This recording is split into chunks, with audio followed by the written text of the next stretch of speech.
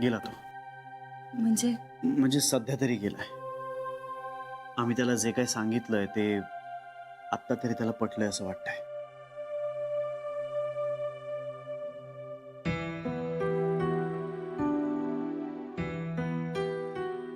Sorry Shri,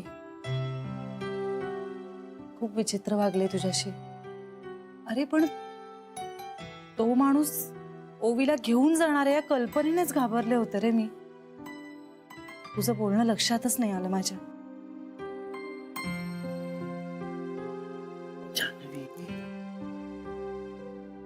it's okay, I can understand. आणि माझं हे येडू थोडस इमोशनल आहे, हो ना? रॅशनली विचार करायला थोडा वेळ लागतो. पण ह्या सगळ्यात ना ओवीच्या दृष्टीनं मी एक विलन ठरलं. तिच्या जान्हवी मॅडम वर ओरडणारा विलन. असं काही नाहीये, मी समजावेन तिला, ती माझी गुड गर्ल आहे. ए हॅलो मॅडम, फक्त तुझी आहे का ती? माझी सुद्धा आहे बरं का ती. मी तिला रोज गोष्टी सांगतो, ती माझी सुद्धा आहे. हो, आपली गुड गर्ल आहे. पण माझी खरी गुड गर्ल तू आहेस.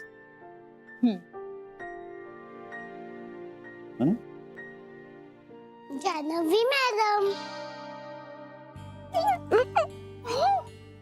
काय ग धमाले, हसतेस काय?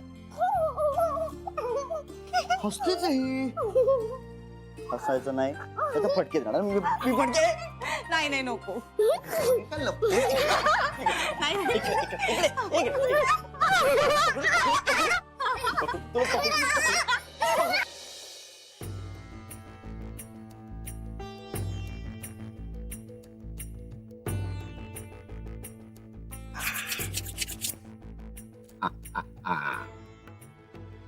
Yeah. Cheers.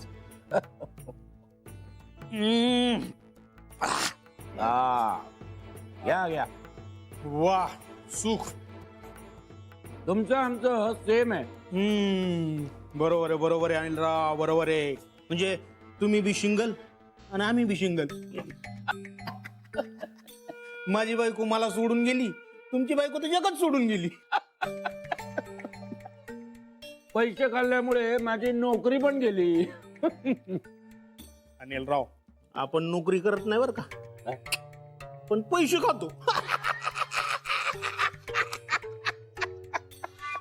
Same same. त्या किशोरकडेच ना संघटनेत धर्मचैतन्य. जाता का जाता? जातो अहो, त्याच्यावरच जगतोय. मी जातो कधी कधी किशोरमुळे. म्हणजे मला काय हे बिनकामाचे धंदे आहेत ना, आवडायचे नाहीत आधी. पण आता काहीच धंदा नाही म्हटल्यानंतर हे तरी करून बघूया म्हणून जातो. तो किशोरचा राईट हँड आहेस म्हणे. कसं आपलं ते. गेल्या महिन्यात आंदोलन करून एक चित्रपट बंद पाडला असतो. आपले सगळे पोरं घेऊन मीच गेलो होतो. एकदम काचा बेचा फोडल्या, फुल राडा. असलं काय काम असलं ना तर किशोर साहेब पहिल्या छूट आपल्यालाच बोलवते. हा, लबाड आहे पण किशोर. बस का, तुम्हाला तर मी सुद्धा लबाड वाटतो अनिलराव. म्हणूनच तू मला आवडतोस. पण काय लबाडी वाईट नसते. लबाडी वाईट नसते. लबाड आहे ना, लबाडपणा हा नैसर्गिक असतो, नैसर्गिक. कसं का? आता कोकिळा कोकिळा आपलं अंड कावळ्याच्या घरट्यात टाकते. बर. आणि कोल्हे लांडगे ते तर आपल्या लबाडपणामुळे प्रसिद्ध आहेतच की. एकंदरीत काय, लबाडी निसर्गातच असते. लबाडपणा वाईट नाही, नैसर्गिक आहे, नैसर्गिक. कसलं भारी बोलता राव तुम्ही.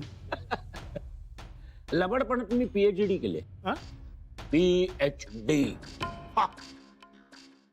मरण देते PhD. गोखल्या भेटला होता का? तर पण जरा गॉनकीस वाटला, म्हणजे थोडा चक्रमच आहे. चक्रम नाही, महा ढालगज आहे ढालगज. लबाडांचा बाप. असं नका आपल्याला काय आपला फायदा होत असेल तर कसा का असा ना. पुतणीला भेटला का? पुतणी नाही भेटली हे भेटलं. कसं अनिलराव ते म्हणतात ना आंधळा मागतो एक डोळा आणि देव देतो दोन. म्हणजे त्यांनी ती ब्याज बी तिकडे ठेवली आणि पैसे बी दिले. ते का? त्यांना म्हण त्या पुरीचा लळा लागलाय. किती दिवस ठेवणार? राहून दे किती बी दिस. मला काय करायची ती ब्याज. हा पण तिच्या नावावर असलेलं घर जर माझ्या नावावर झालं ना बास मारणार का तिकडे. आपल्याला काय घेणं देणं नाही. तुम्हाला सांगतो अनिलराव बाकी त्या पुरीचा काय फायदा नाही हो. गोखल्या काय म्हणाला? लळा लागलाय का? आणि ते बी त्या एकट्याला नाही समध्या घरादाराला लळा लागलाय. चांगलाय. मग काय लॉटरीचं लागली तुला विलास? म्हणजे ओवीला सोडू नको. मर्द्या नाही आपल्याला काय करायची. क्या क्या करत बोंबलत बसणार ती. गेली पिढा तर जाऊ द्या. तुझी पिढा आता सोन्याचा अंडा देणारी कोंबडी आहे, लक्षात ठेव.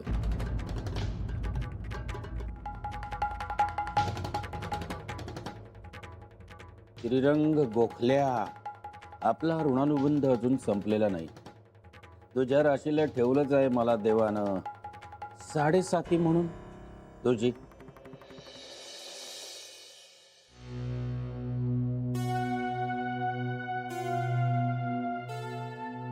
आई तू प्लीज चिडू नकोस आता. हे बघ त्याला जर पैसे दिले नसते ना तर तो सुखासुखी काही गेला नसता. भाऊजी जाऊ दे ना जेवताना हा विषय नको. असू दे इंदू, आपण सगळे एकत्र आहोत तर आत्ताच बोलू.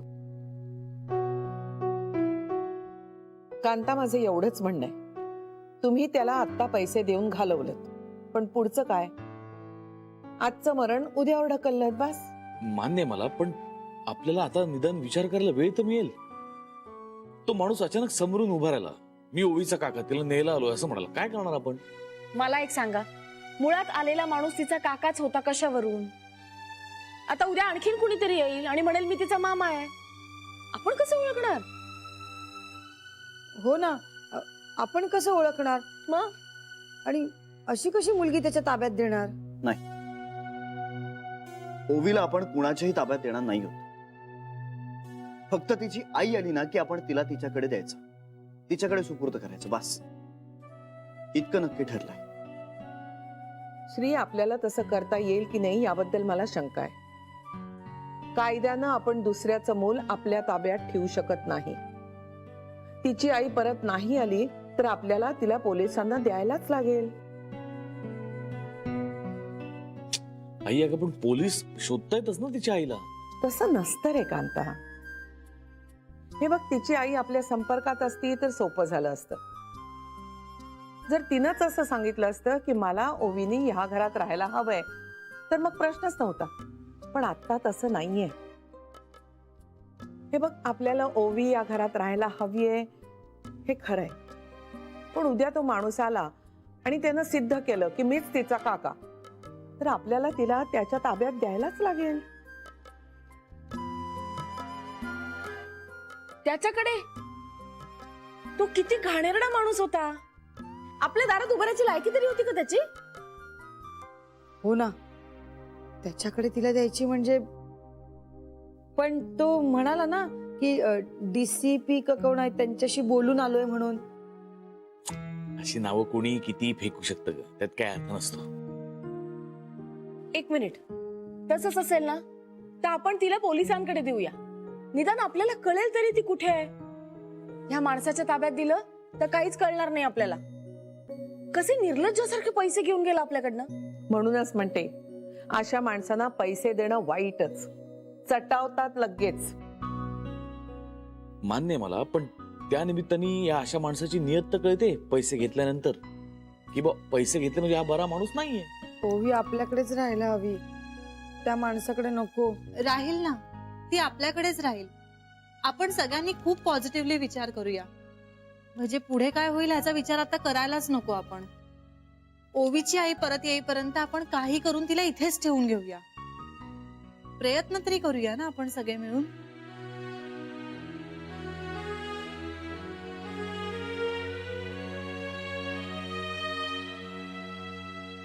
नाही म्हणजे हे मला श्रीने समजावलंय. बरोबर आहे. तू त्याची अर्धांगिनी आहेस ना, म्हणजे त्याच्यासारखंच बोलणार. कॉपी करतेस ना.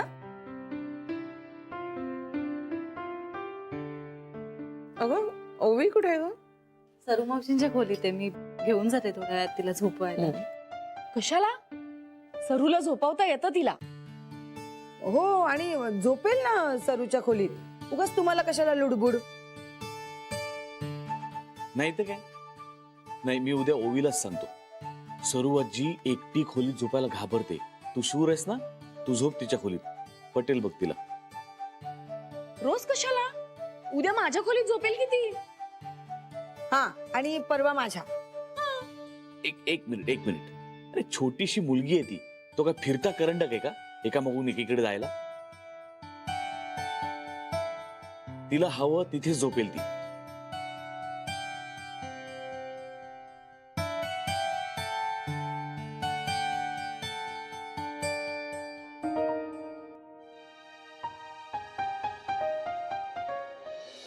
आणि मग काय झालं माहितीये का? असा मोठा काळा काळा कालिया असा डोहातून बाहेर आला. सगळे घाबरले. श्रीकृष्णाचे सगळे सवंगडी पळून गेले. श्रीकृष्णाचे सगळे मित्र पळून गेले. पण आपला श्रीकृष्ण नव्हता घाबरलेला. त्याने काय केलं? कालिया बरोबर मारामारी केली. डिशोम डिशोम डिशोम, आणि कालिया मरून गेला. आणि मग कसं डिशुम डिशुम केलं होतं श्रीकृष्णाने? डिशोम डिशोम डिशोम डिशोम. मला कमाल. मी काय काली आहे का? आपण खेळूया. तुम्ही कालिया, मी कृष्ण. कृष्ण. वाजलेत किती माहितीये का? आता कालियाला झोप आलीये. कालियाला सकाळी लवकर उठायचं असतं. हो ना. आता तू पण झोपायचं. हा, दूध देऊ ओवीला? तोंड मग कसं करते. चला झोपूया मग. माझे कलर आणि पेपर इकडेच ठेवा. अरे बाळा, आता रात्र झाली आहे की नाही? आपण चित्र ना उद्या काढायचं. आता झोपून जायचं. ये झोपा. आपा इकडे. शाबास. Good girl. पण कृष्णाचंच गाणं म्हणूया बरं का एक. छोट्याशा गोकुळाच छोटस राज होत. छोटासा होता घनश्याम घनश्याम. छोटासा होता घनश्याम. मथुरेत कंसापरी राक्षस राज करी. कंसाने नाना परी गांजिले नर नारी. धावून गेला हरी कंसाला ठार मारी. छोट्याने केले मोठे काम मोठे काम. छोटासा होता घनश्याम.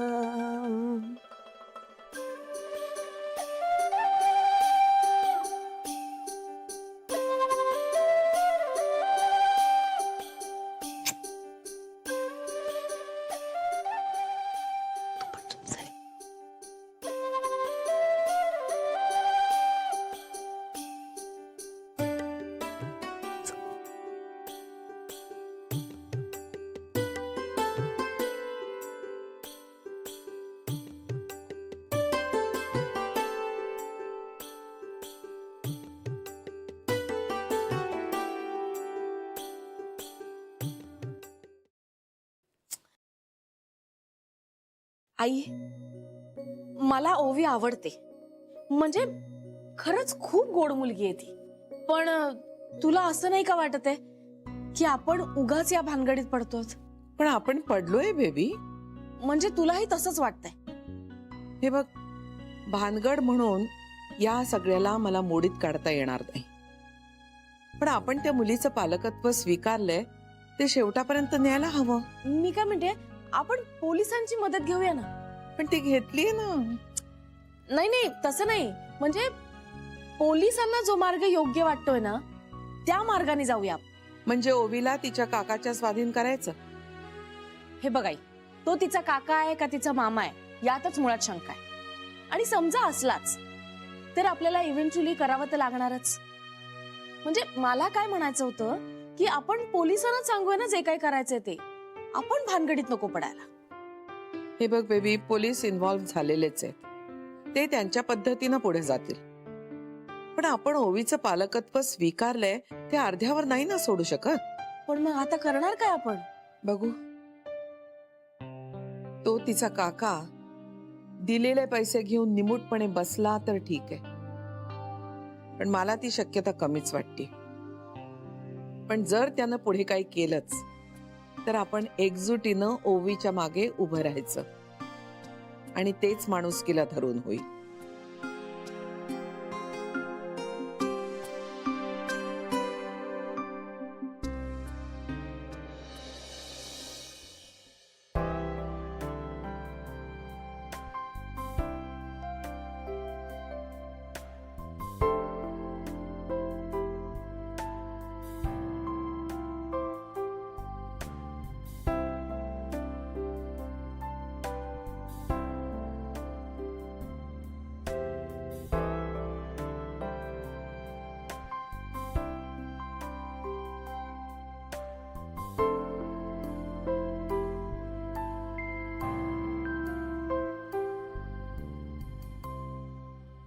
जान्हवी, काय झालं? ओवीला झोप लागली असेल का रे? मी पटकन बघून येऊ का? तिला गोष्ट सांगितल्याशिवाय झोप नाही लागत ना. मी ए जान्हवी,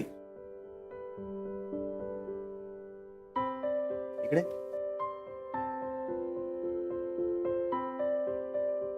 बस.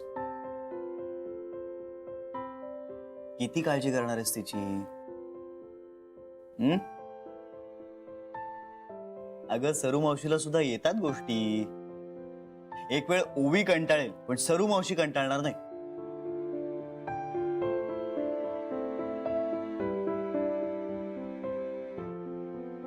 काय झालंय? तुझी सवय झाली आहे रे मला ओवीची. मी गुंतत चालली आहे तिच्यात. माहितीये मला ते. माझा ना प्रॉब्लेमच आहे हा.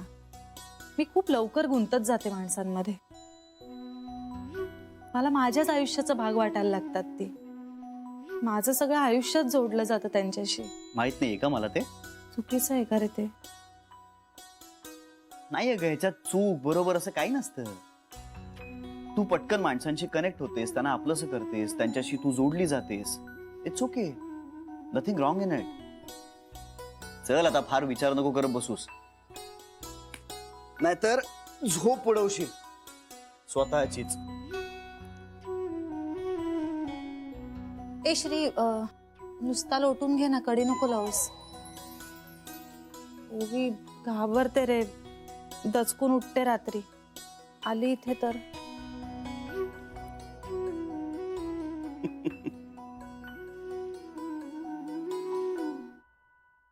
ओवीची आई परत आल्यानंतर तरी देशील ना तिला तिच्याकडे?